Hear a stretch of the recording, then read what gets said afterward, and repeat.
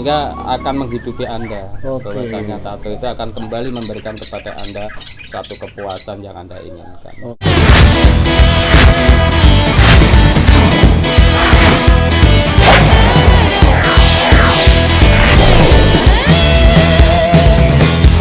Halo guys, what's up bro, asmbuh. Pokoknya matur suwun semuanya yang sudah subscribe channel YouTube Sela Good TV. Kali ini kita mau bahas apa lagi ya? Nah, kali ini gimana kalau tak kenalin sama salah satu seniman paling nyentrik di kota Semarang. Orang-orang lawas pasti udah familiar sama yang satu ini. Dulu saya ketemu terakhir di mana ya? Kalau nggak salah di toilet Matahari Simpang 5. Dulu pertama kali ketemu, yang terbesit dari pikiran saya adalah medeni banget orang ini. Medeni pokoknya. Tapi ternyata jauh dari apa yang saya bayangkan. Siapa dia? Yuk tak ajak dolan dan silaturahmi ke rumahnya. Oke, assalamualaikum warahmatullahi wabarakatuh. Alhamdulillah ya, setelah di Sherlock Mas Tarom akhirnya kita sudah sampai di kediaman beliau. Mungkin dulu saya terakhir kesini 5 atau 6 tahun yang lalu, mungkin Mas Tarom lupa dulu. Mau gambar realis terus gak jadi mas, gara-garanya apa itu dulu ya? Teman saya kesusu dulu tuh. Ada pasien lain. Ada pasien lain, dan sempat kesini juga dulu. Nah, ini juga Mas Tarom bisa dibilang adalah pionir tato ya, legenda tato Semarang juga. Sebenarnya yang lebih lama juga banyak mas ya. Yeah. Tapi mungkin Mas Tarom ini yang lebih fokus untuk mengorganisir teman-teman tukang tato Semarang untuk bisa berkarir ya, nyari duit di dunia tato ini mas ya. Oke. Mas, kalau kita ngomongin nama mas, ini kan unik banget nih, Tarom. Wah, itu nama asli apa nih mas? Kalau dari KTP ya asli. Oh asli. Nama kepanjangannya kalau boleh tahu mas? Muhtarom. Muhammad Tarom. Muhtarom. Okay. Kalau menyandang Muhammad nanti saya takut. Menyandang Muhammad takut. Karena tampilannya seperti ini. Oh, kalau iya. kita pakai Muhammad kan harus pakai jubah ya. Oh enggak, teman kayak gitu juga mas. Oh iya. Oke, jadi nama aslinya Muhtarom itu mas. Iya. Tadi diceritain dikit, Tarom itu dari bahasa Arab ya? Kalau dari bahasa artinya ya memang dari, kalau saya tanyakan apa ya, memberi satu penerangan atau memberi satu cahaya yang di sini penerang, artinya seperti itu. Luar biasa ya. Itu mungkin karena bapak saya pengen suatu saat nanti bisa untuk menerangi lah, dalam artinya untuk bikin kecil aja dulu dari keluarga. Oke. Dan pastinya yang lebih besar menerangi umat ya. Nah, umat-umat bertato pastinya. Ya maksudnya gitu. Oke. Nah mas, dulu kecintaan terhadap tato tuh dimulai dari kapan berarti mas? Setelah saya lepas dari STM tahun 1998 kayaknya. 98 ya? Kurang lebih situ. Tapi sebelum saya keluar pun di sekolah sudah mulai tato-tato mas, kecil-kecil kita bikin teman-teman sendiri, bahkan sampai kita itu jarang masuk sekolah malahan. Di situ kita udah mulai bikin tato. Bikin tato tahun 98. Teman-teman diracuni buat nato juga gitu ya? Enggak, saya enggak pernah meracuni. Cuma mereka meminta dengan sendirinya, saya tidak memaksa mereka. Oke, penasaran gitu penasaran ya? Karena penasaran, tapi sedikit saya ancam. Sedikit diancam ya, gelem awas ya. Mas, kalau boleh tahu pertama kali tatonya Mas Tarom dulu di mana mas? Saya tato di kaki, jadi pada saat di sini mas ya, ada mungkin bisa dilihatkan ada nih. Jadi ini waktu saya STM kelas 2 ini saya. Waduh, STM kelas 2 udah tato kaki ya, padahal dulu celana panjang ya. Makanya pada saat kita ada ini kurikulum olahraga, kita jarang ikut. Oke, cabut sih ya, berarti nek pandangan guru nih. Kalau toh bukan kita jalan itu masuk, kita pakai yang ini, kaos kaki yang panjang jadi kayak pemain bola itu. Oke, berarti kelas 2 STM udah mulai bikin tato ya. Saya dengan merakit dari adaptor, terus dinamo dari ini tape itu kita rakit jadi satu alat yang rakitan sendiri tuh. Berarti dulu pertama kali wah, pengen sinau tato itu dari mana mas? Dulu kan belum ada YouTube kan? Inspirasi dulu pertama kita pengen tato itu dulu kan ada poster-poster mas. Kalau kita era-era 93-92 kan penyanyi-penyanyi rock khususnya yang memang dari luar itu banyak yang meracuni kita. Sehingga yang dengan tampilan gondrong pasti dia pakai bawa tato. Betul. Dari situlah kita kadang-kala karena saya berhubung punya skill di drawing. seneng gambar, seneng lukis. Lah pengen suatu saat nanti saya ingin drawing saya atau karya saya itu juga di kulit gitu. Di kulit ya, dinikmati banyak orang juga. Dengan media kulit saya ingin berusaha menciptakan karya saya di situ. Oke, luar biasa ya. Itu tahun 98 ya. Dulu kan padahal image tato kan masih, sorry Mas ya, image tato dulu kan nggak seperti sekarang ini ya. Sekarang udah seni ya. Dulu kan masih wah, nerak gento, preman, sampah masyarakat dan sebagainya ya. Dulu ada keberanian sampai wah kayak kudu nato kayak. Lu gimana Mas? Ya pada dasarnya memang di era seperti itu kita tato pun dan kecil-kecil Mas, sehingga masih terselubung, artinya masih ditutup-tutupi dengan baju atau yang tidak kelihatan atau tidak tampak keluar, belum berani. Tapi mulailah saat aku mulai di situ, kalau orang tua sih nggak boleh pada waktu itu, harus kerja dan kerja, karena pada dasarnya mereka juga sudah ngeluarin banyak uang untuk pendidikan, artinya bahwasanya kamu lulus harus kerja. Saya sempat kerja itu 1 sampai 2 tahun di Madland. Sempat kerja juga ya Mas di Madland itu juga kerja dengan berhubungan ke arah seni. Di situ ada mebel yang artinya di situ gambar juga Mas, gambar atau memberikan warna pada kulit. Nah di situ saya pegang waktu itu di bagian finishing. Oh finishingnya ya. Finishing di kulit. Setelah itu nggak cocok sih, nggak merasa nggak enak. Akhirnya kurang pas untuk kehidupan saya. Saya memberanikan diri untuk lepas dari itu. Saya izin dengan orang tua. Orang tua lepas dari korporat lah ya Mas ya. Jadi lainnya itu saya lepas. Saya izin dengan orang tua. Orang tua juga masih tidak bisa menerima kalau saya mau ambil satu mata pencaharian di bidang tato. Di bidang tato belum ada kepercayaan lah ya. Soal zaman dulu masih tato itu apa sih tato gitu, itu tidak bisa menghasilkan atau tato itu tidak bisa menghidupi kamu gitu loh. Apalagi tato itu punya mindset yang negatif di buruk masyarakat. Ya pada saat itu ya.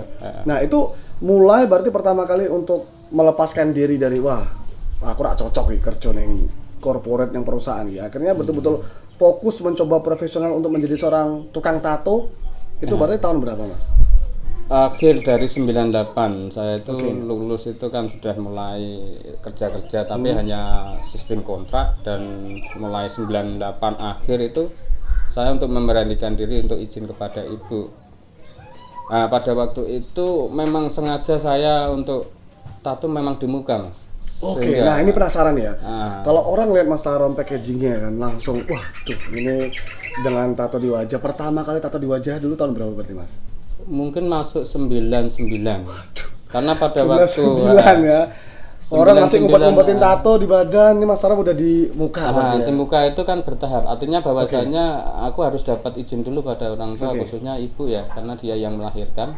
Artinya bahwasanya kalau restu tidak bisa kita dapat, artinya kita merasa beban juga Mas. Betul. Dalam pikiran bertindak itu akan beban, karena di sini ibu buat saya nomor 1. Artinya bahwa kalau itu sudah izin dapat, kalau bapak itu kan santai orangnya, demokrasi. Artinya kalau ini hidup kamu, hidup kamu mau kamu bikin apa, mau kamu jalani apa, yang penting jangan urusan dengan polisi satu. Dia hanya berdoman kalau orang-orang kuno kan seperti itu. Mas. Nggak usah urusan dengan urusan polisi, nanti kamu gini-gini lah. Ketakutan orang-orang itu kan seperti itu, karena bapak itu dulu pahamnya juga, bapak kan orang-orang politik dan betul. Nah, jadi paham sekali tentang hal-hal seperti itu. Tahun 99 memutuskan untuk tato di wajah yang pada saat itu mungkin orang masih ngumpet-ngumpet tato ya. Mas Tarom udah berani tato di muka. Keputusan apa yang mungkin sampai berani tato di muka? Kan nggak main-main Mas. Ini kan tato itu permanen kan, sampai kita mati akan dibawa gitu.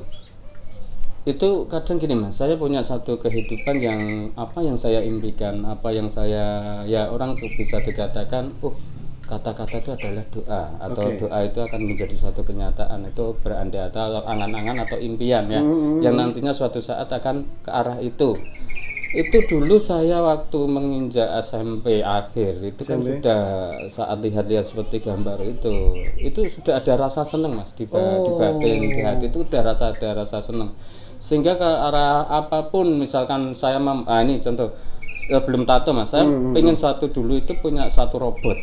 Itu keinginan saya, punya satu keinginan punya suatu boneka robot. Ya, saya pada keinginan itu yang saya Batak atau orang Jawa, wah mungkin batin ini keras. Nah, dibatak terus itu Mas ya. Saya keinginan itu akhirnya terlampiaskan, suatu saat saya dapat robot itu. Oh, kedaden gitu ya. Atau satu kejadian atau mungkin sesuatu yang istilahnya di situ kita punya yang namanya otak kiri dan otak kanan, yang artinya bahwa otak yang sadar dan yang tidak sadar. Yang tidak sadar itulah yang kita seringkali dituntun ke arah itu. Termasuk tato itu saya sudah punya keinginan untuk nantinya saya jalan dalam satu kehidupan, saya punya ini konsepnya hidup saya ini lah. Akhirnya mulailah muncul titik terang atau muncul sedikit-sedikit kita punya tato di wajah dikit, tambah lagi.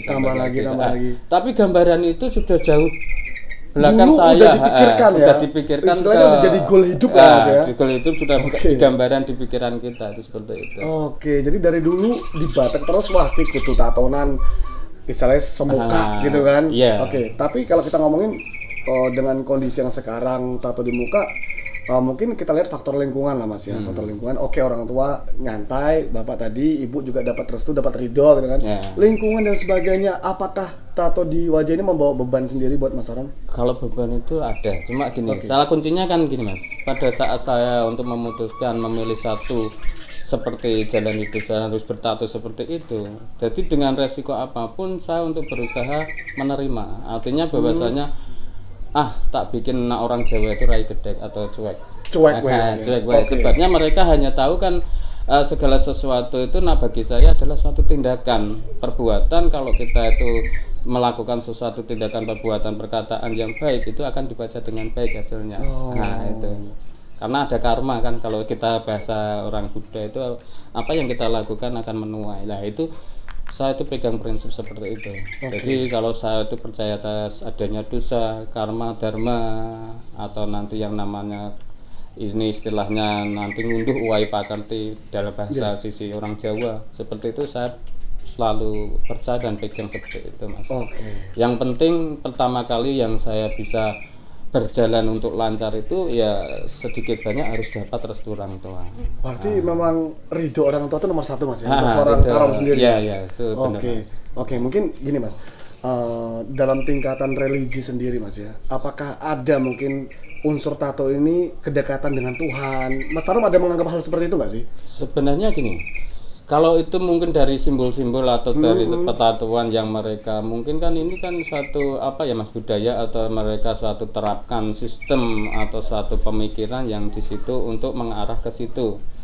Tapi kan kita juga punya prinsip atau punya pemikiran sendiri, kan nggak salah. Artinya bahwasanya seseorang itu mau pakai simbol, pakai artian bagaimanapun, kalau saya juga akan mengartikan artian atau simbol itu sendiri untuk spiritual saya kepada Tuhan. Artinya bahwasanya kalau saya ingin sekali banyak tato, artinya sekali nambah tato, berarti aku akan selalu akan menambah satu kebaikan dalam saya berperilaku, bertutur kata. Artinya ini sebagai tanda saya bahwasanya untuk, karena orang yang seperti saya ini akan ruang lingkupnya, ruang sudut pandangnya akan tersudut Mas. Diperkecil ya gara-gara kondisi seperti ini Mas ya. Kita mau jalan apapun kita banyak dilihat orang. Jadi kita mau apapun susah. Artinya bahwasanya kesusahan itu akan membenturkan kepada pribadi saya bahwasanya akan saya lebih besar untuk melakukan sesuatu yang lebih baik untuk perbuatan saya sendiri.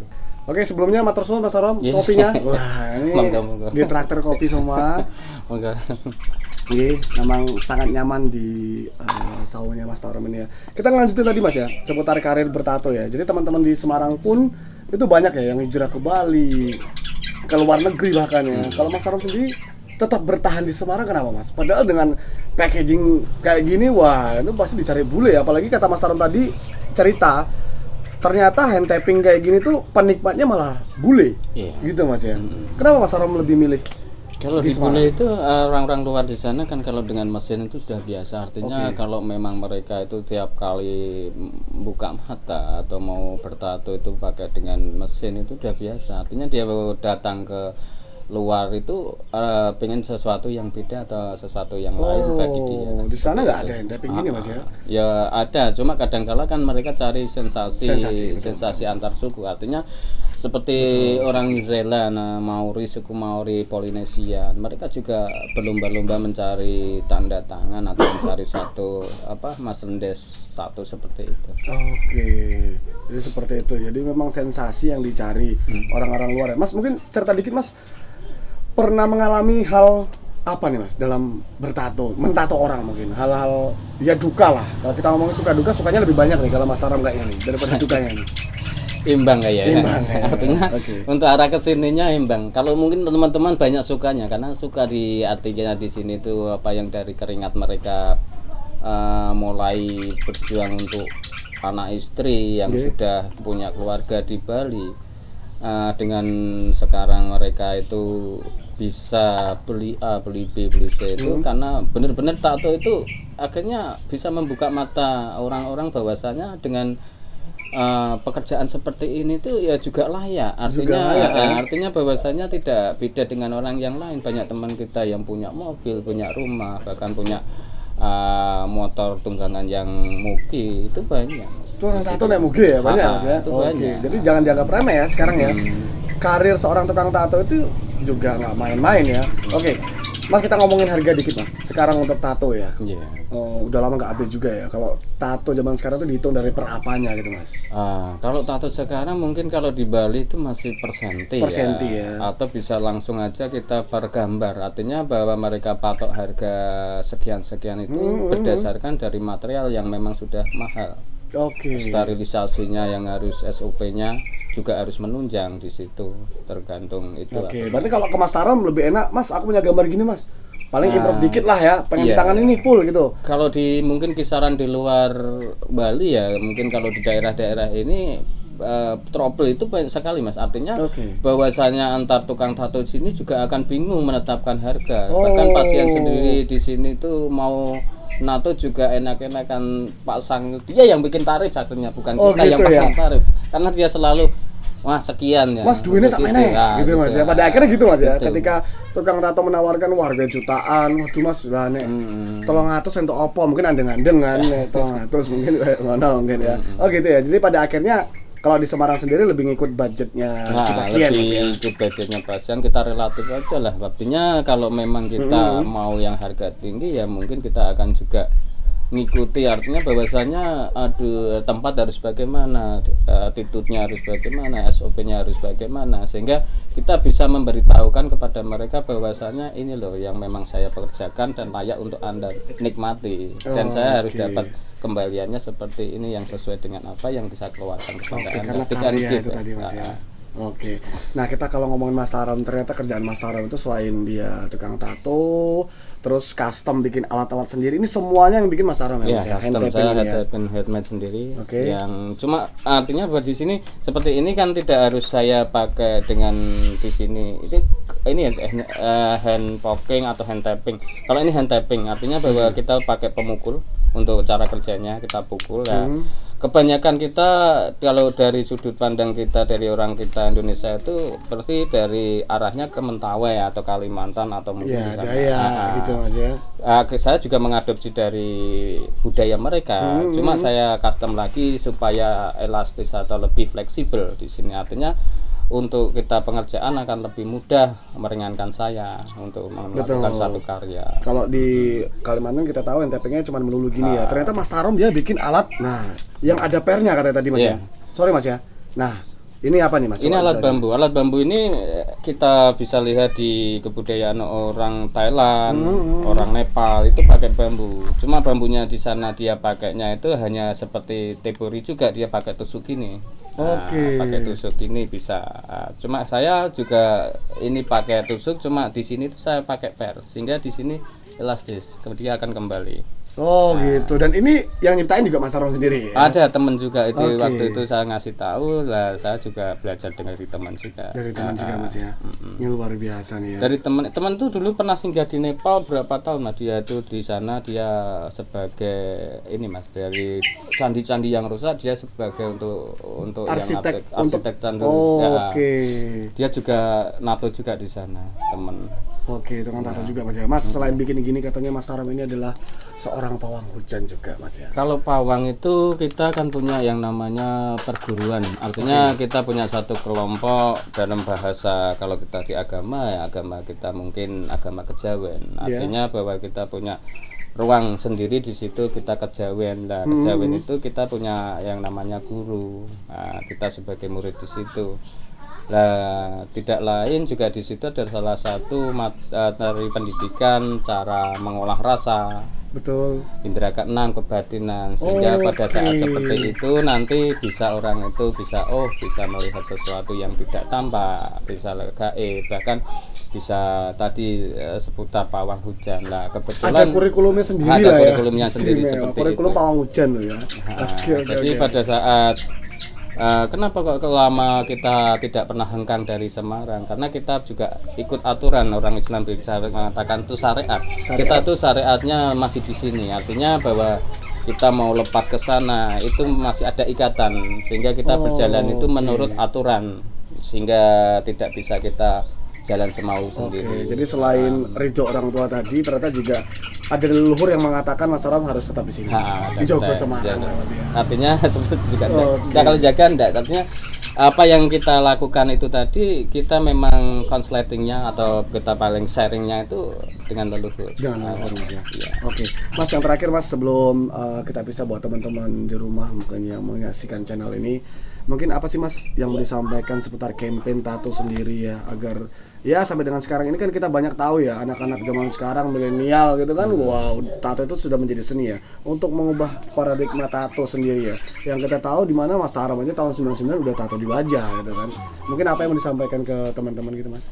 Kalau tato saya ingin anak-anak atau teman-teman saudara-saudara yang sepenting itu konstan atau stabil dan yakin bahwasanya Anda itu bisa menghasilkan dari apa yang Anda perbuat. Artinya kalau memang Anda itu masuk pakai pekerjaan tato, gelutilah tato itu sampai di situ Anda menemukan satu mutiara di dalam tato itu sendiri. Oke, sampai akar-akarnya Sampai pelajarilah ya. sehingga akan menghidupi Anda. Bahwasanya tato itu akan kembali memberikan kepada Anda satu kepuasan yang Anda inginkan. Oke, ini ilmu yang berharga banget dari Mas Tarom. Matur suwun sangat Mas Tarom sudah diizinkan buat mampir sini ngobrol bareng Mas Tarom. Ada kopi juga ya, luar biasa. Sehat Kopi terus, kendel Mas. Mas. Oh, kopi. Artinya tuh kopi kendel itu kopi yang tidak ada temannya atau makanannya, hanya kopi-kopi doang. Oke, kopi tok bloko ya berarti ya. Oke, matur suwun Mas Tarom ya, sukses selalu ya. Oke, matur suwun buat teman-teman semuanya. Kita sudah ngobrol-ngobrol banyak ya tentang tato bersama Mas Tarom dan lebih ke profil Mas Tarom. Pokoknya sehat selalu Mas Tarom, matur suwun semuanya. Ya.